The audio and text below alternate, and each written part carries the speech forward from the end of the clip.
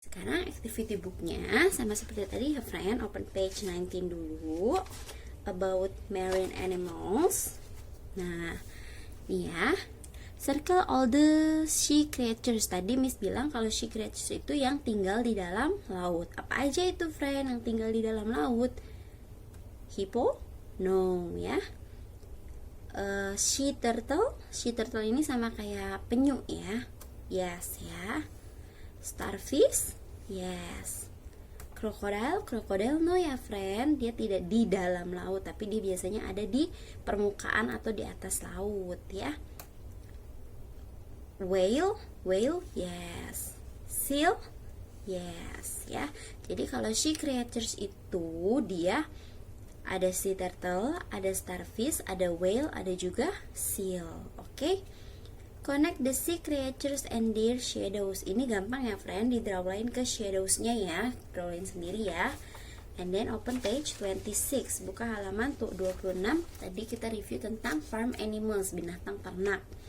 Circle all the farm animals, binatang yang bisa menghasilkan sesuatu untuk manusia apa aja. Kalau deer, rusa bisa nggak menghasilkan sesuatu? Tidak bisa ya friend. Chicken, yes, chicken give us an egg. Duck, yes, duck give us an egg. Bear, no. Goat, yes, goat give us a milk. Cow, of course, cow give us a milk and meat.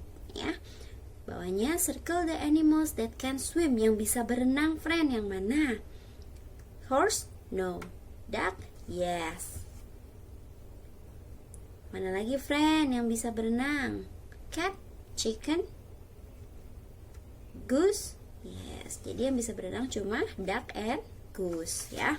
Sampingnya page 27, what can a hen's feathers be made into? Circle answer.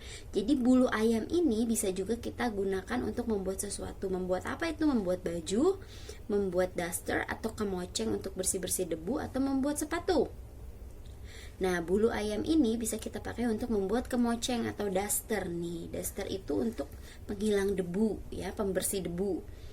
Bawahnya, which animal produce the largest egg? Circle the answer. Yang mana yang telurnya paling besar? Lihat friend, yang paling besar yang pasti yang ini, di circle ya friend ya. Oke.